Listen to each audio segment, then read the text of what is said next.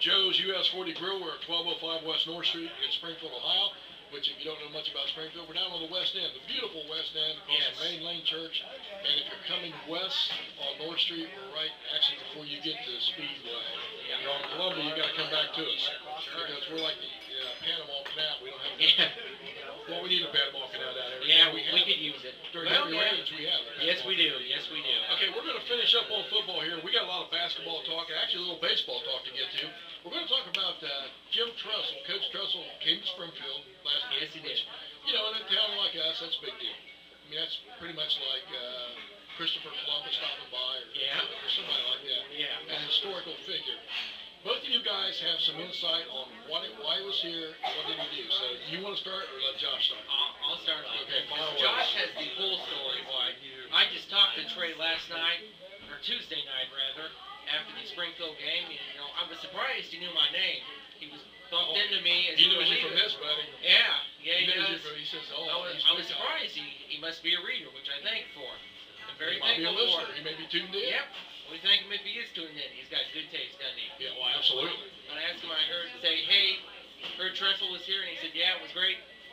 And that was about it. But, you know, heard more from Springfield's associate athletic director, and Springfield head basketball coach, Bill Slagle, you know, heard about it. Of course, no one actually saw him. Slagle was teaching that. So, yeah, it was great. They have pictures. I saw them emailed one to me. They had them in the front office that you were talking about. So, yeah, it was a great deal. It was true. He was there in Springfield checking out and traded Priest. But Josh over here has the story as to how he wound up over here. The story that I heard, and it's pretty interesting. I know that, you know, nothing taken away, nothing from traded Priest. I like the kid a lot. But I figured he was here to see Braxton Miller. I know Braxton was sick, I heard. He couldn't go to the Ohio State-Michigan game. So, apparently I heard he went to Wayne, saw him. I know he was at Northmont on Monday. I don't know if that was the same day. The same day all that... Yeah, you are. Just keep on talking. Alright, the same day all that happened. But I know he was at Northmont Monday. I think it was the same day everything. He went to Springfield and everything, I believe. But he went to Braxton's house, I guess, and asked him before he left, is there anyone else in the GWOC that you think can help us, so you think is a player? And he said, you know, Trey DePriest, and that's the story how I heard that he found out about him. Taking nothing away from Trey, I'm sure if he saw him on film, he'd, you know, love him, but you know, you got that exposure, and he went and saw him. That's what friends are for. Exactly. I thank them. You know, they were buddies. They were always in there working together, man, trying to make each other better, and you know, look, you know, and I'm sure he would love to have him there, and you know, 3 years playing with him, coming in the same class. That'd be awesome. I beat this point into the ground almost every week about it. You're going to be big time around here. You're going to play at Springfield High.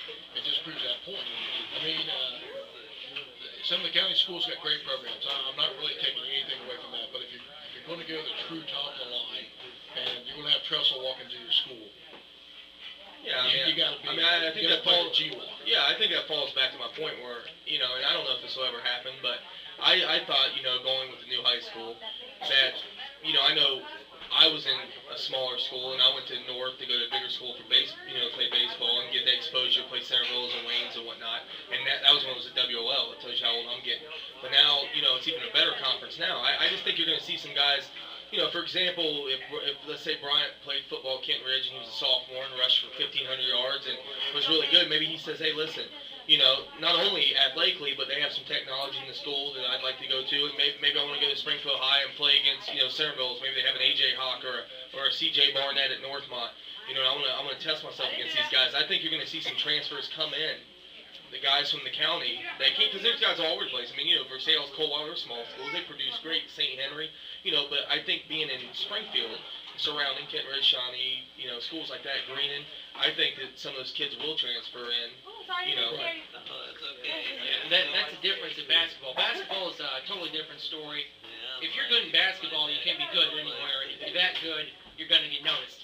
In football, it's totally different. I mean, when you look, let's take a look right now at Clark County. We have 3 conferences: GWOC, Springfield. That's the only team in here. Then you have the Central Buckeye Conference, the CBC, and the OHC. Not knocking either the CBC or the OHC because they do have great programs. Catholic Central here in town is a great program. But when you look at those two conferences, you're not going to find many Big Ten players coming out of there. You look at the GWOC, half of Ohio State's defense came from the GWOC. So, I mean, there is your telling stat of the night. The competition in the GWOC is so much better, bigger crowds, you know, more funding and more money when it comes down to it compared to some of these.